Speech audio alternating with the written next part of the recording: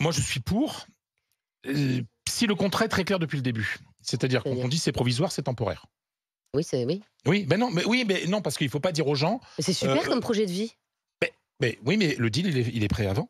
C'est-à-dire qu'on te dit, tu as le droit de venir, de t'installer en France, parce que moi, je suis pour l'immigration choisie, pour une période donnée, pour un travail donné, c'est à prendre ou à laisser. Mais au moins, on ne ment pas aux gens. Il ne faut pas faire miroiter aux gens qui vont pouvoir s'installer en France toute la vie, si ce n'est pas le cas. Donc, tant que c'est très clair depuis le début, c'est à chacun de choisir. Donc tu te sers des gens et puis tu les renvoies chez eux après.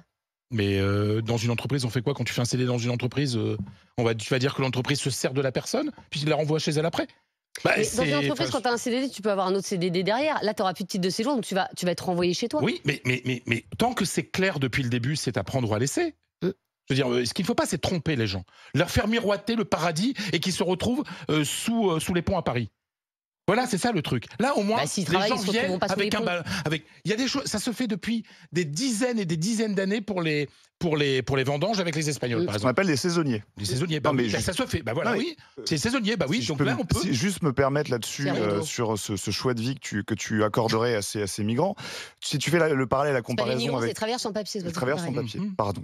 Si tu fais le parallèle avec les saisonniers en Espagne, et c'est vrai que ça existe, le travail saisonnier. Mais le travail saisonnier, comme son nom l'indique, c'est 2 saisons. Donc c'est sur un temps de 3 mois, 4 mois. Voilà.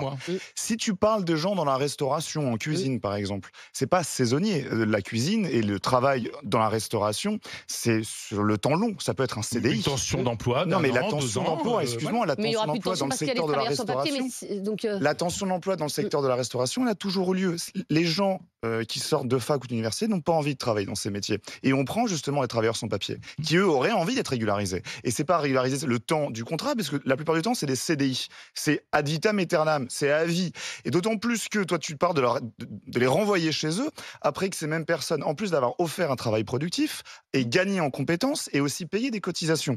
Donc, et aussi payé. Ils ont le droit à la retraite. Et tu sais, les Espagnols qui viennent travailler, ils ont le droit à la retraite française quand ils retournent en Espagne. Quand tu parles de les renvoyer chez eux, tu mets en parallèle la comparaison sur le travail saisonnier. Mais le travail saisonnier, c'est provisoire. Là, quand tu parles de la restauration, c'est souvent des CDI. Non, mais même les BTP, à la rigueur, en permanence, on a besoin de construire. Oui. En permanence, c'est comme hiver. Donné de 1 an, mais 2 justement, ans. Oui. Imagine quelqu'un qui acquiert une expérience en travaillant 1 an le temps du contrat CDD. Il travaille 1 an, il acquiert une expérience, une compétence. Il est formé sur le terrain.